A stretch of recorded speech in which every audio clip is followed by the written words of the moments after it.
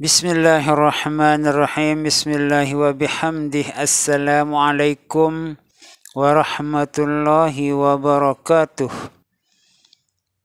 Para subscriber yang dirahmati oleh Allah Subhanahu wa ta'ala, semoga kita semua selalu dalam keadaan sehat walafiat, panjang umur, murah rezeki yang halal, selamat dunia wal akhirah, mati dalam husnul khatimah, mati dalam husnul khatimah, mati dalam husnul khatimah, masuk surga bighairi hisab, masuk surga bighairi hisab, masuk surga bighairi hisab, selalu dalam ridha dan maghfirah Allah Subhanahu wa ta'ala fid dunya wal akhirah, selalu dalam pemeliharaan Allah Subhanahu wa ta'ala dari segala macam mara bahaya dunia dan akhirah.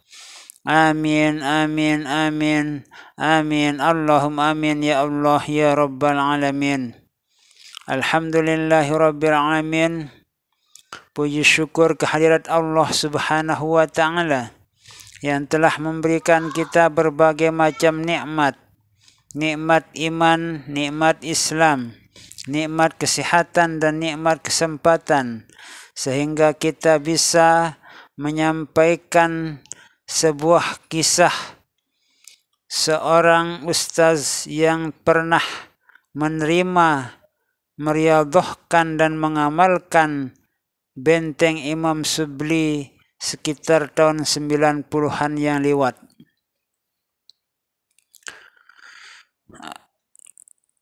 Seorang ustaz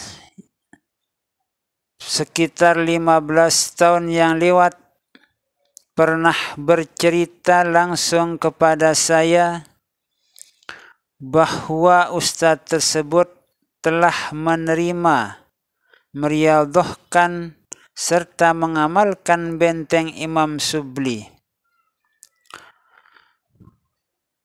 Benteng Imam Shibli yang diamalkan atau yang dia riadhahkan serta yang telah diterima oleh ustaz tersebut mengatakan bahwa benteng Imam Shibli adalah salah satu ilmu hikmah yang cukup berat dalam meriadhahkan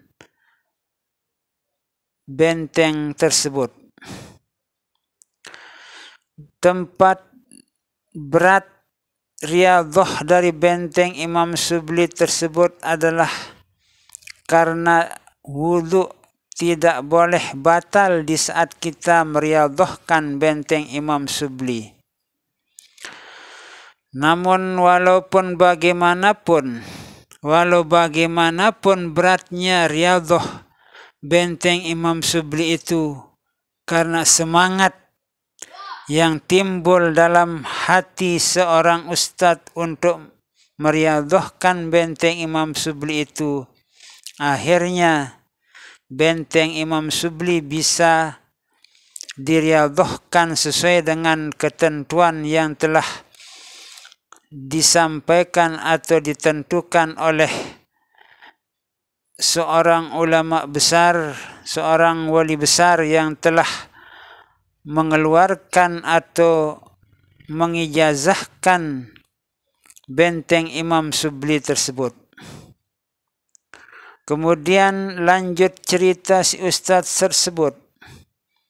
Di saat terjadinya keributan di suatu tempat, ustadz tersebut sedang berada di pinggir jalan raya menyaksikan keributan yang sedang terjadi. Di saat keributan yang terjadi di suatu daerah itu, ada pelemparan batu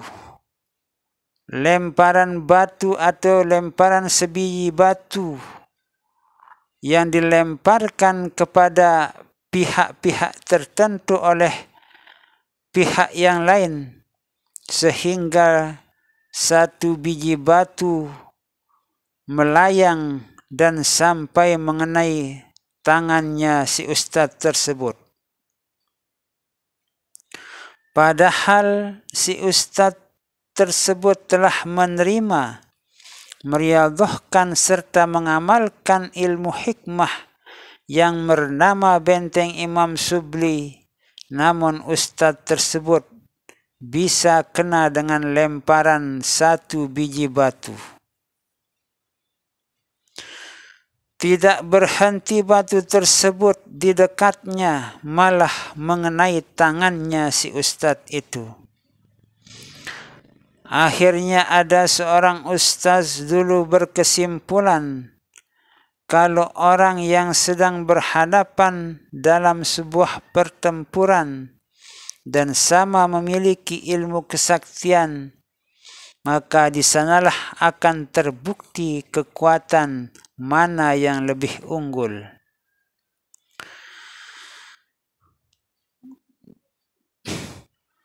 Pada suatu atau waktu yang lain, ada juga seorang ustaz bercerita di saat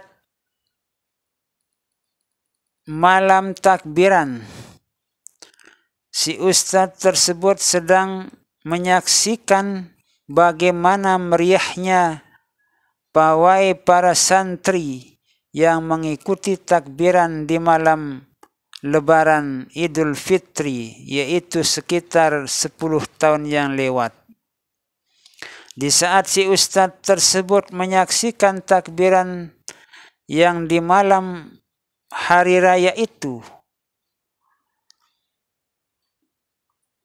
ada seorang yang menyaksikan takbiran atau ikut memeriahkan takbiran tersebut, menembakkan mercon yang harganya ratusan ribu rupiah itu, dan tembakan mercon itu mengenai tangannya si ustaz. Namun ustaz tersebut tidak merasakan bagaimana tembakan atau sakitnya rasa tembakan yang mengenai tangannya si ustaz tersebut.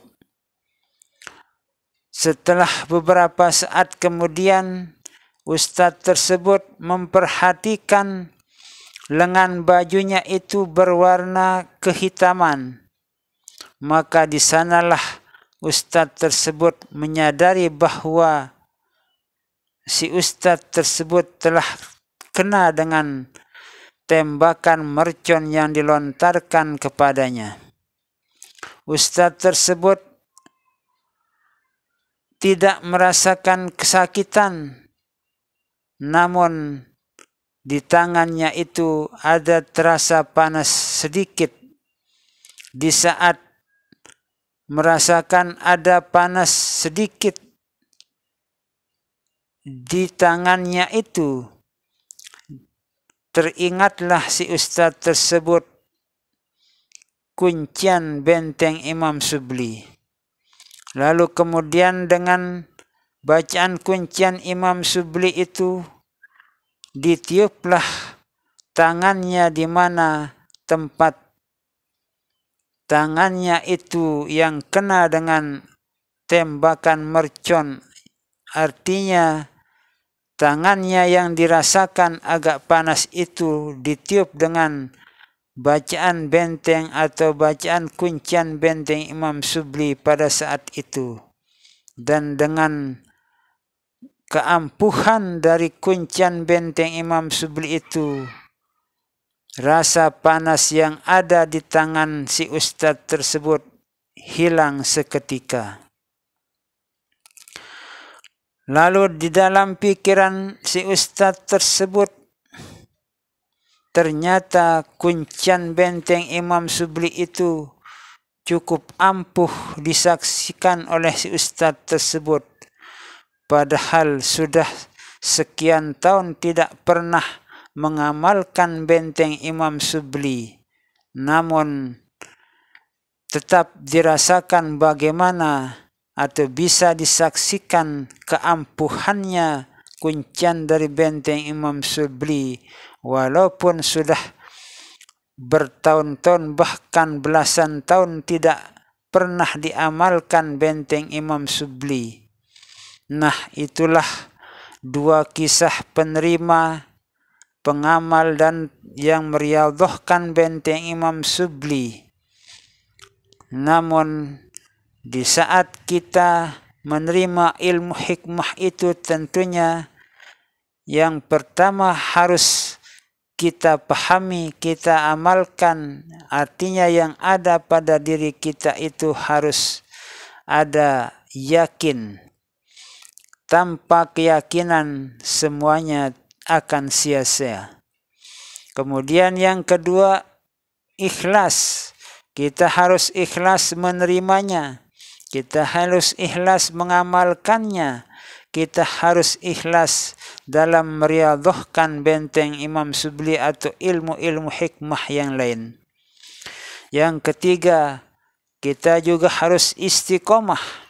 Karena tanpa istiqomah, kekuatan dari ilmu hikmah itu sedikit demi sedikit akan sirna. Nah, itulah sebabnya yakin, ikhlas, istiqomah itulah yang harus kita tetap pegang, sehingga kemantapan ilmu-ilmu hikmah yang pernah kita terima, riyadhahkan maupun kita amalkan akan tetap pada zahir dan batin kita. Semoga apa yang saya sampaikan ini bisa menjadi ilmu yang bermanfaat bagi kita semua. Wallahu a'lamu bis-shawab, wallahul muwaffiq wal hadi ila sabilir rasyad. Wassalamu alaikum warahmatullahi wabarakatuh.